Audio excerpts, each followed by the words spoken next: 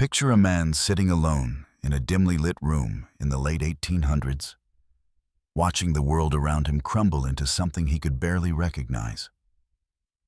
Something soft and shallow and afraid. He saw people replacing their gods with comfort, their truth with convenience, their strength with safety. He saw the future, and it looked exactly like today. Friedrich Nietzsche didn't predict the world through mysticism or prophecy. He predicted it by understanding the one thing that never changes: human nature, in all its darkness, weakness, and self-deception. And when you really look at what he said over a century ago, it's terrifying how accurately he mapped the invisible prison we've built for ourselves. We live in a world drowning in information, yet starving for meaning. We have everything at our fingertips, yet we feel empty. We're more connected than ever, yet lonelier than any generation before us. We celebrate authenticity while performing curated versions of ourselves for strangers. We demand truth, but punish anyone who speaks it too clearly. Nietzsche saw this coming. Not the technology, not the smartphones, not the algorithms, but the psychology underneath it all. He saw what happens when human beings lose their North Star, when they stop reaching upward and start sliding downward into what he called the last man. The final form of humanity that seeks nothing but comfort, that asks for nothing but to be left alone in its warm, safe mediocrity. Ask yourself this: when was the last time you did something truly difficult? Not because you had to, but because it would transform you. When was the last time you chose the harder path? The one that promised growth instead of comfort? Most of us can't answer that question honestly without feeling a sting of shame. We've been trained to avoid discomfort like it's poison, to seek the path of least resistance, to optimize our lives for ease and pleasure and minimal friction. Nietzsche warned that this is exactly how a civilization dies. Not with a bang, but with a yawn. With people who want nothing more than to be comfortable until they're dead. He spoke of the last man, this creature of the end times who blinks and says, "We have invented happiness." The last man doesn't struggle, doesn't strive, doesn't create. The last man consumes. He scrolls, he watches, he judges from a distance. He outsources his thinking to experts, his opinions to influencers, his identity to tribes that require nothing of him except agreement. Sound familiar? We've built an entire infrastructure around creating last men, around making sure nobody has to struggle, nobody has to face the abyss, nobody has to ask the hard questions about what their life actually means. We've turned existence into a buffet of distractions, and we gorge ourselves while wondering why we feel so empty inside. Nietzsche understood something that makes most people deeply uncomfortable: that humans need struggle to feel alive. Not artificial struggle, not manufactured drama, but real resistance against real obstacles that force us to become more than we were yesterday. He saw that when you remove all hardship, when you bubble wrap existence, you don't create paradise. You create a psychological wasteland populated by anxious, depressed, purposeless people who have everything they need and nothing they want. We've achieved the material abundance that previous generations could only dream of. And we're more miserable than they ever were. Why? Because comfort is not the same as meaning. Safety is not the same as purpose. And being offended is not the same as being oppressed. Look at how we've gamified morality, turned it into a performance art where the goal isn't to be good, but to appear good, to signal virtue without the cost of actual virtue. Nietzsche dissected this with surgical precision when he talked about slave morality, the morality of those who can't compete on the field of power and achievement. So they change the rules of the game entirely. They declare that strength is toxic, that ambition is greed, that excellence is privilege, that struggle is trauma. They create a moral framework where weakness becomes righteousness, where victimhood becomes currency, where the inability to compete becomes proof of moral superiority. And the brilliant poison of it is that it makes people feel virtuous for staying exactly as weak as they are. Do you see it now?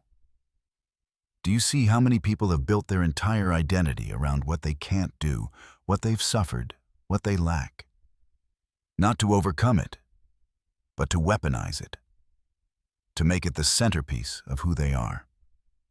Nietzsche saw this pattern in the morality of his time, and he recognized it as the morality of resentment, the ethics of those who hate the strong for being strong and console themselves by calling their own weakness something noble. We've perfected this. We've turned it into an art form. We celebrate not those who overcome obstacles, but those who catalog them most effectively.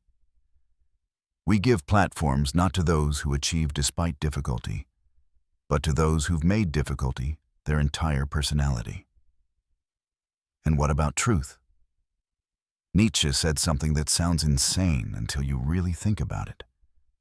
That truth is not inherently valuable, that we only want truth when we're strong enough to handle it, and that most people prefer comfortable illusions to uncomfortable realities. Watch how people react when you tell them a truth they don't want to hear. Watch how quickly they pivot from seeking truth to seeking revenge against the messenger. We say we want honesty, but what we really want is validation. We say we want to grow, but what we really want is to be told we're already perfect. We say we want freedom, but what we really want is for someone else to make our choices for us and then to blame them when those choices don't work out. The modern world is a masterclass in mass self-deception. We've created echo chambers and called them communities. We've created algorithms that feed us only what we already believe and called it being informed. We've created safe spaces where challenging ideas are treated as violence and called it progress. Nietzsche would laugh at the absurdity of it. This civilization that has all the tools for enlightenment and uses them exclusively for confirmation bias. We have access to the entire library of human knowledge, and we use it to find people who agree with us. But here's where it gets darker, where Nietzsche's vision becomes almost unbearable in its accuracy. He predicted that once we killed our old sources of meaning, once we dismantled the structures that gave life purpose and direction, we wouldn't become free. We'd become terrified. We'd scramble to find new gods, new authorities, new certainties to cling to. And we have. We've replaced eternal truths with trending topics. We've replaced moral frameworks with corporate diversity statements. We've replaced the divine with the viral. We bow to different altars now, altars of likes and shares and follower counts. And we sacrifice just as much to them as any believer ever sacrificed to the gods of old. We just pretend we're too sophisticated for religion while practicing a dozen new ones that demand total compliance. Ask yourself, what are you afraid to question? What belief, what ideology, what group identity do you hold so tightly that examining it feels like betraying yourself? That's your new God. That's where you've placed your need for certainty in an uncertain world. Nietzsche said that to become who you truly are, you have to be willing to kill your idols, to question everything you've built your identity on, to stand naked in the void and create yourself from nothing. How many people do you know who have that kind of courage? How many times have you had it yourself? The herd mentality Nietzsche described isn't just about conformity. It's about the psychological comfort of disappearing into a group, of letting the collective think for you, of trading your individual responsibility for the warm blanket of belonging. We're watching this play out in real time, watching people abandon nuance for tribal loyalty, watching them parrot talking points they barely understand because it signals membership in their chosen group. Left, right, doesn't matter. The psychology is identical. Say the right words, hate the right enemies, never question the narrative, and you'll never have to face the terrifying freedom of thinking for yourself. And the cruelty of it, the thing Nietzsche understood so well, is that the herd is most vicious toward those who try to leave it. The group doesn't just disagree with dissent. It treats dissent as betrayal, as moral failure, as something that must be punished publicly to keep everyone else in line. Cancel culture isn't new. Social ostracism as a tool of control is as old as human civilization. What's new is the scale, the speed, the permanent record. We've taken an ancient tribal behavior and given it global reach and eternal memory. One wrong word, one unapproved thought, and the mob descends not to correct but to destroy, not to educate but to make an example.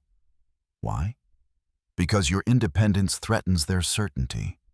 Your willingness to question threatens their comfort. Your refusal to perform threatens the whole game they're playing. Nietzsche called this the revenge of the weak against the strong. But it's more subtle than that. It's the revenge of the comfortable against anyone who reminds them that comfort is not enough, that safety is not the same as living, that there's supposed to be more to existence than managing anxiety and accumulating pleasures. Part 3. End. So what do we do with this? What do we do with the uncomfortable mirror Nietzsche holds up to our modern world? We can reject it, call it nihilistic or dark or pessimistic, and go back to our distractions. Or we can use it. We can recognize that Nietzsche wasn't predicting doom, as much as he was diagnosing a disease that he hoped we might cure. The cure isn't more comfort, more safety, more belonging to groups that think for us.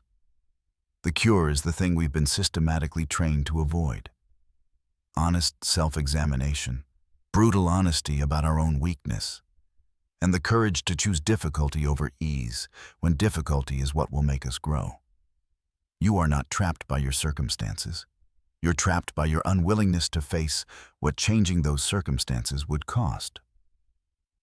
You're not a victim of the algorithm. You're a volunteer. You're not powerless against the culture. You're complicit in it every time you choose comfort over truth, belonging over integrity, being liked over being real. Nietzsche's philosophy is ultimately about taking radical responsibility for who you are and who you're becoming. It's about recognizing that there is no cosmic justice, no inherent fairness, no guarantee that virtue will be rewarded or that doing the right thing will work out. And it's about choosing to become strong, excellent, and authentic anyway. Not because it will be rewarded, but because the alternative is becoming exactly what he warned about. A creature that is optimized for survival, but forgotten how to live. The world Nietzsche predicted is here. We're living in it. We're part of it. The question is whether we'll wake up to it or keep sleepwalking through existence, scrolling and consuming and performing until we die. Having never once asked ourselves what we actually wanted from this brief, strange gift of consciousness. Will you be the last man, content with comfort and safety, blinking and smiling and declaring that you've invented happiness? Or will you be something harder, something rarer, something that this world desperately needs, but ruthlessly punishes? Someone who is willing to struggle, to question, to stand alone if necessary, to create meaning instead of consuming it, to become strong instead of just calling weakness by a prettier name? Every day you wake up is another chance to choose. The herd will always be there, warm and safe and ready to welcome you back as long as you say the right things and never push too hard. But there's another path, narrow and difficult and lonely. The path of those who refuse to lie to themselves, who insist on becoming more than what they were, who treat life as something to be conquered rather than endured. Nietzsche walked that path until it broke him, but he walked it with his eyes open, and he left us a map. Whether we use it or ignore it, whether we face the abyss or hide from it, that's on us. That's always been on us. One must still have chaos in oneself to be able to give birth to a dancing star. If this made you think deeply, make sure you like this video, share it, and subscribe for more.